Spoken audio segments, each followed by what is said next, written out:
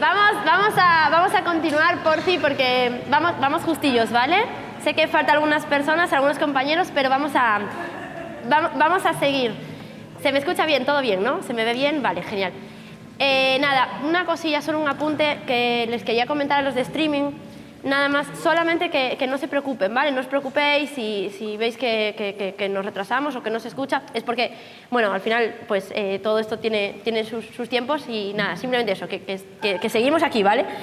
Bueno, vamos a respirar profundo, vamos a continuar con este espacio que me acompaña ahora. Yo lo estuve intentando durante estos 15 minutos que os dejamos. Bueno, 20 minutos que os dejamos, estuve intentando ahí relajarme y respirar.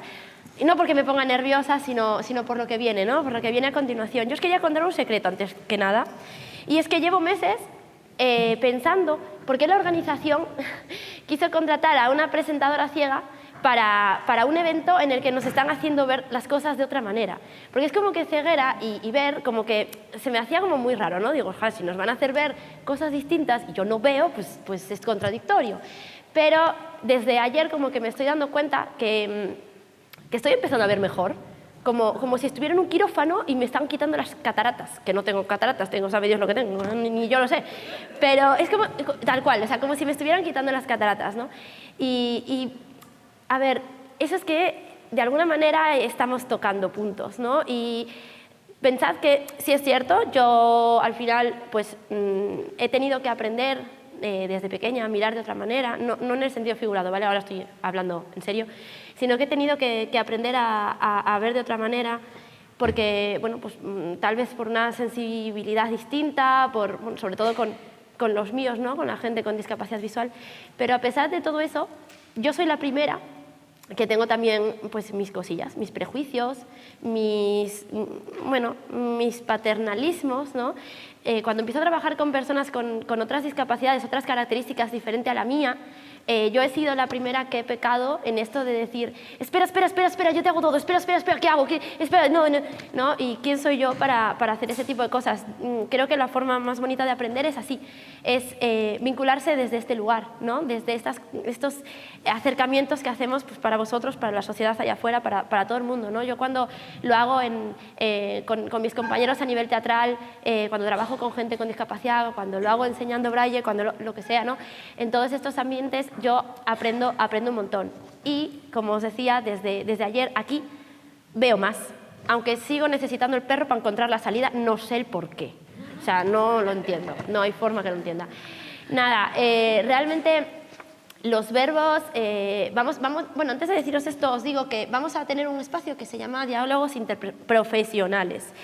Y no porque no vamos a ver profes hablando de tecnicismos, ¿vale? Eso olvidaros. Lo que vamos a ver es personas que van a estar dialogando entre personas y son personas que ven la diferencia no como un problema, sino como un valor.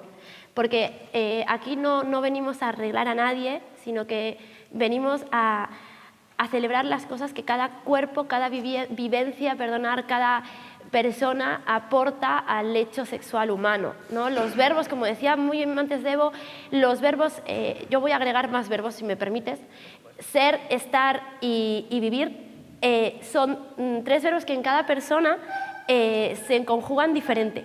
Y eso es lo que nos hace únicos y eso está perfecto, está bien y es lo que tiene que ser.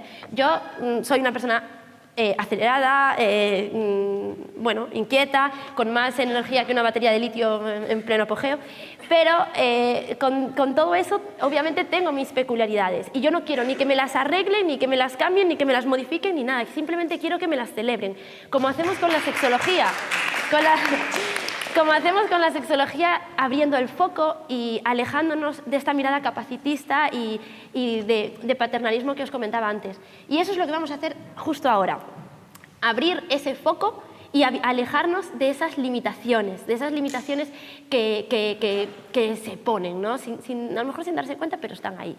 Porque la diferencia, como os decía antes, no se corrige, sino que se va a cultivar.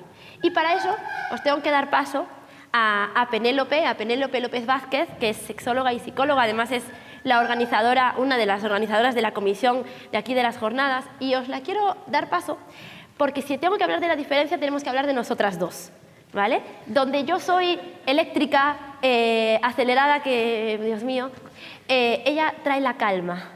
¿Vale? Y yo, donde yo soy loca, locura en su totalidad, ella trae la cordura a donde en cada evento es necesaria. Entonces, ¿qué mejor que hacer este juego, unirnos en esto para presentar este espacio y para que ella os hable de lo que va a pasar aquí y que os presente también a nuestros protagonistas en este espacio? Así que os dejo con Penélope.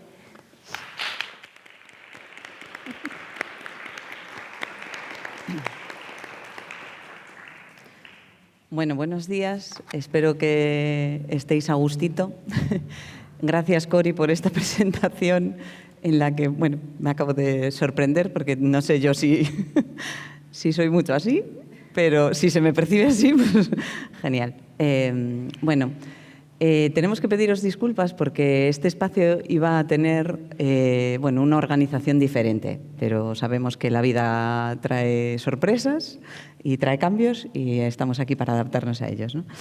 Entonces, bueno, antes de presentaros a las personas que van a estar dialogando de una manera particular también, dentro de todas las particularidades que vamos trabajando, pues esta va a ser también una. Quería deciros 4 cosillas que tengo aquí para introducir, ¿no?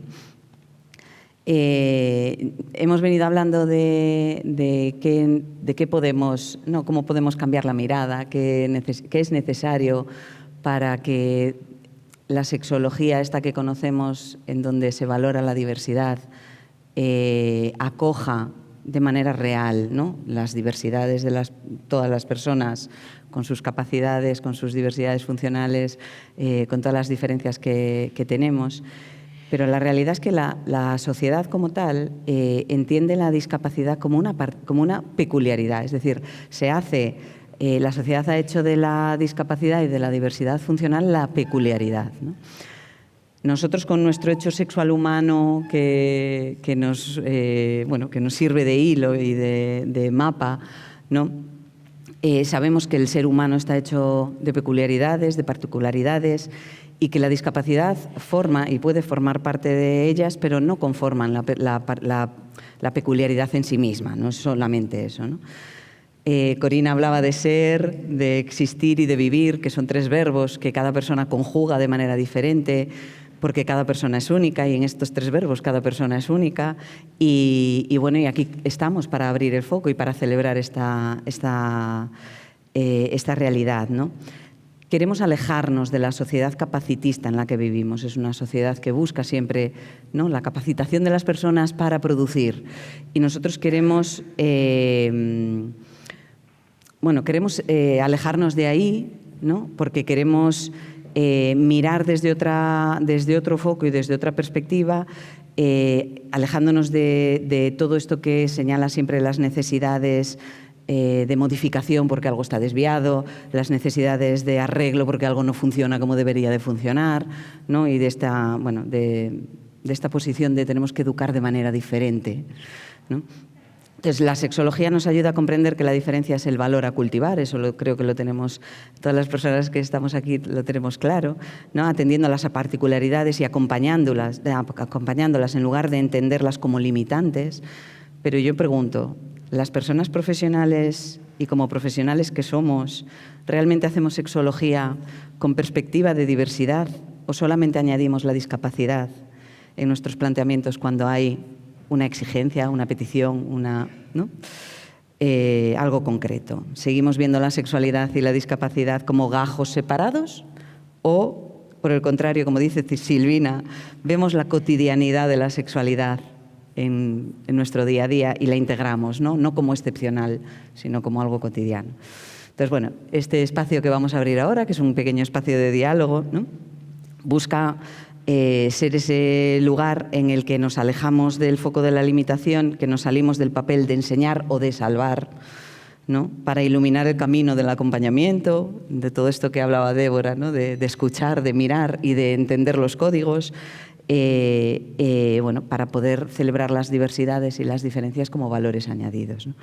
En esta mesa tenemos a 2 personas maravillosas que nos encantaría que la segunda estuviese presente, que no puede estar, A veces lo que decía antes, las cuestiones urgencias de nuestro existir, pues tienen estas cosas, nos cambian los planes y necesitamos adaptarnos, ¿no?, a las realidades, bueno, así de manera a salto de mata, ¿no?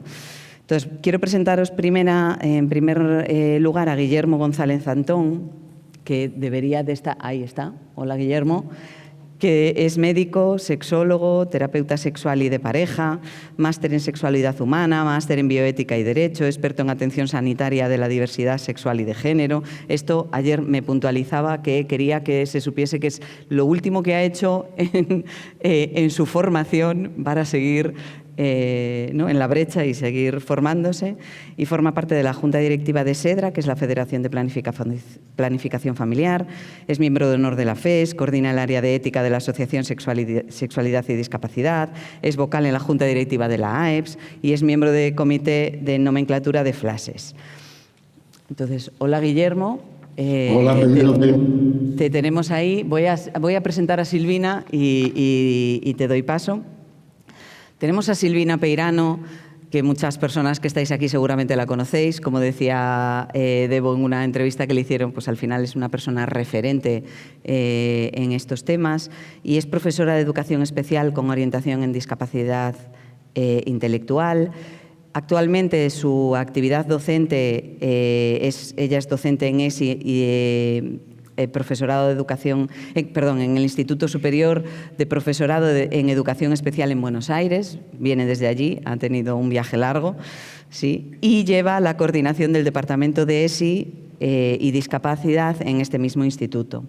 Además, a Silvina, seguramente muchas personas que estáis aquí la conocéis por su faceta de creadora de contenidos web, del blog Mitología de la Sexualidad Especial y bueno, del ámbito del Sex Assistant, que no creo que nació en Barcelona, ¿no?, en tu estancia mientras estabas en Barcelona, y bueno, que muchas personas seguramente la conocéis por esto.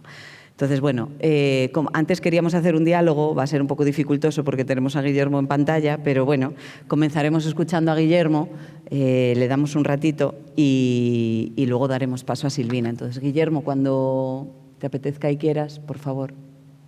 Muchas gracias, muchas gracias. Bueno, a mí me resulta un tanto pudoroso bajar a la cuestión más académica después de escuchar las presentaciones de Corina, tan sumamente sensibles, tan sumamente poéticas, y luego escuchar ayer por la tarde a gente que conozco de hace muchos años y a los que han abierto hoy las jornadas desde sus experiencias personales y tal. Esto para mí no es sencillo. Entonces, bajar ahora a lo académico me resulta un poco más complicado, pero bueno, se nos encarga esta parte del encaje, digamos, interprofesional, y a ello voy a dedicarme. Gracias a todas y todos por estar. Silvina, sea como sea este formato, o se llame como se llame, estoy encantado de compartirlo contigo. Voy a tomarme un segundo para dar las gracias en general, porque si tengo que personalizar en la organización, en la institución y en todo esto, pues va a ser muy difícil compendiarlo en un poco tiempo, porque quiero ir apresurado, pero sin prisa, ¿vale? Entonces, bueno, pues gracias a la organización, que ha puesto mucho empeño además y me ha dado muchas facilidades para que yo estuviera aquí, y gracias a los técnicos que lo han hecho posible, que me están diciendo que tengo que volver a empezar.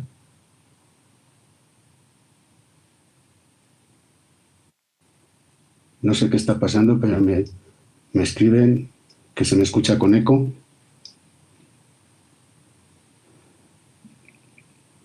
No nos oye, ¿no? Sí, os oigo. Nos oyes. Ahora se te oye mejor, Guillermo.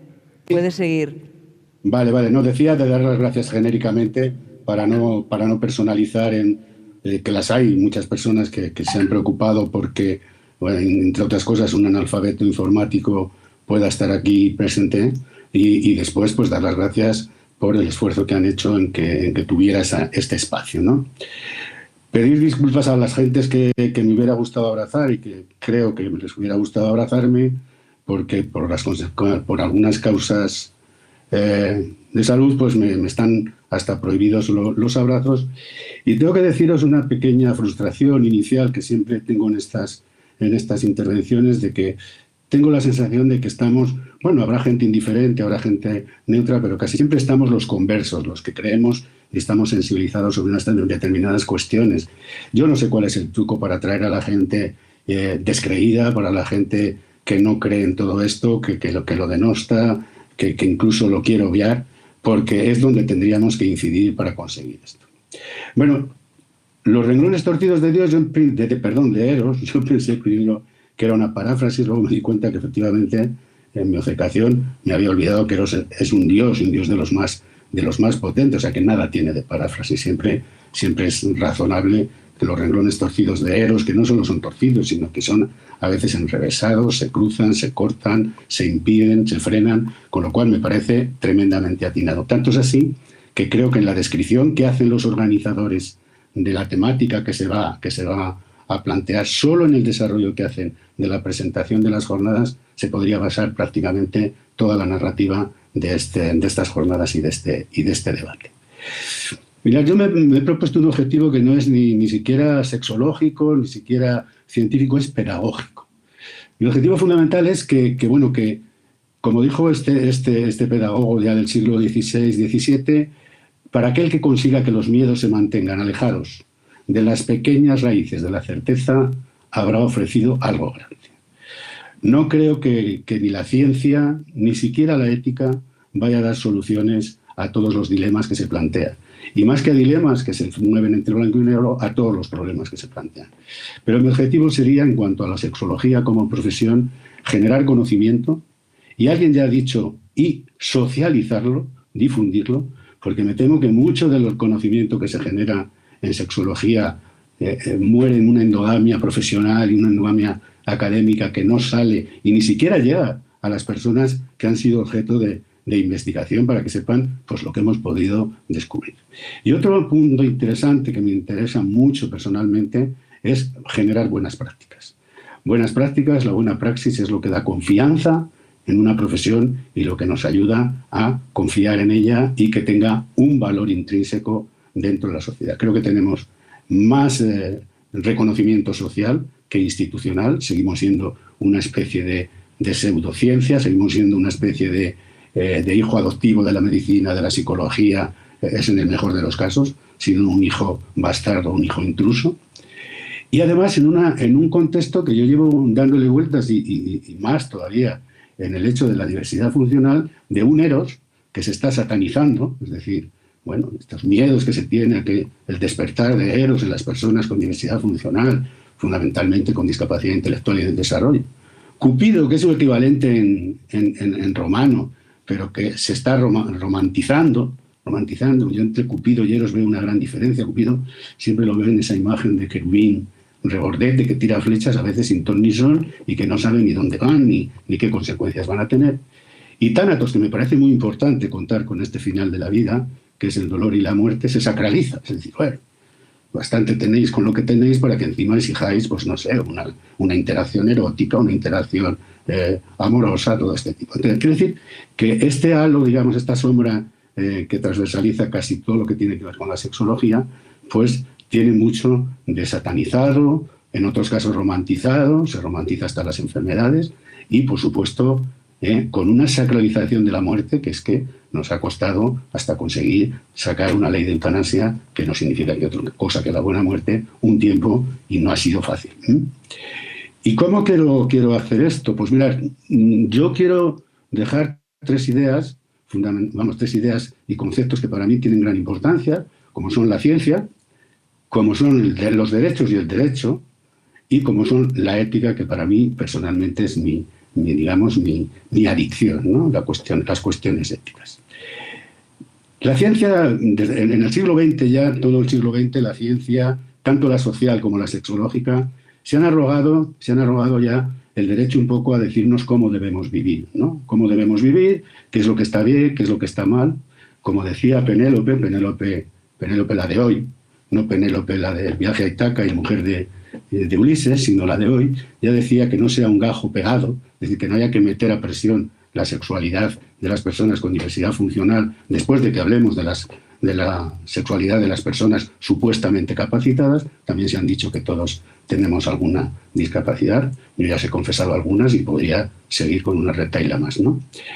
Porque a nivel de ciencia sexológica podemos decir que hay dos corrientes fundamentales, y esto lo tomo directamente de Agustín Malón, que es una persona que para mí es un referente en la sexualidad, y él a su vez lo saca de Roger Scruton, que escribió un libro sobre el deseo, y hablan de dos corrientes. Una, digamos, la sexualidad personalista, es decir, una sexualidad que tiene sentido, que tiene formas de cultivo, que no solo debe ser educada, sino cultivada, y una sexualidad funcional, digamos, funcional, casual y productora de placer, que sería, dentro de estas dos corrientes, también se mueven dos concepciones del deseo diferentes. Lo que sería un sexo significativo, con una visión intencional, todo esto que en palabras más poéticas que científicas habla de la narrativa del encarnamiento en otra persona del deseo, el ser deseado y el ser deseante, y que tiene una visión, digamos, para estas corrientes sexológicas y este concepto del deseo, trascendente.